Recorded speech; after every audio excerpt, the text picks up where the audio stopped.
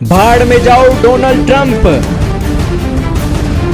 Apple ने अपने partner के साथ भारत में कर दिया $1.5 अरब का निवेश। डोनाल्ड ट्रंप खफा। जी हां दोस्तों, don't teach father how to make babies. जिसका जो काम है दोस्तों वो काम अपने आप वो कर लेगा, लेकिन अगर आप उसके काम में दखल दोगे तो दोस्तों वो आपकी भी बेइज्जती करेगा और खुलकर अपने हक में वो फैसले भी लेगा ताकि उसका भला हो। दोस्तों, डोनाल्ड ट्रंप आज अपने आप को बड़ा दिखाने, अपनी वाहवाही करवाने के लिए इतने आगे निकल चुके हैं कि ना तो उन्हें अपने अलाइज कंट्रीज की फिक्र है, बस उन्हें अपनी वाहवाही करवानी है।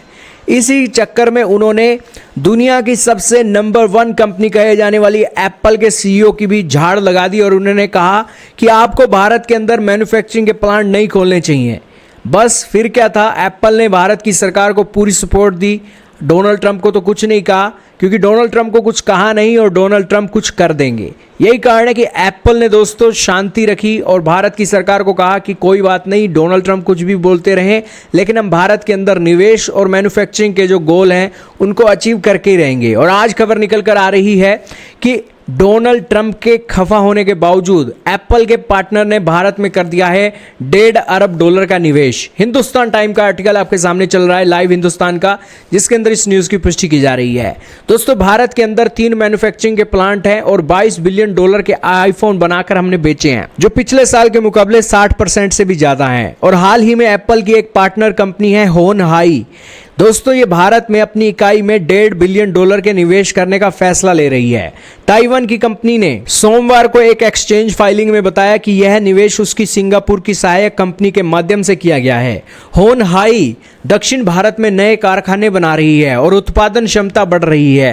एप्पल अगले साल के अंत तक अमेरिका में बिकने वाले ज्यादातर आईफोन भारत से आयात करना चाहता है, जिससे अमेरिकी राष्ट्रपति डोनाल्ड ट्रंप खासा नाराज हो रहे हैं।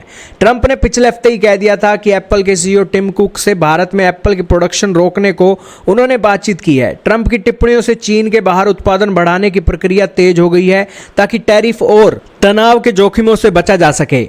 दोस्तों, अमेरिका में आईफोन बनते नहीं हैं। एप्पल अपने ज़्यादातर आईफोन अभी चीन में बनाता है, वियतनाम में, भारत में बनाता है और अमेरिका में इसका कोई स्मार्टफोन का उत्पादन नहीं होता है। हालांकि उसने अमेरिका में अधिक कर्मचारी नियुक्त करने और अगले 4 साल में $500 बिलियन खर्च करने का वादा किया है।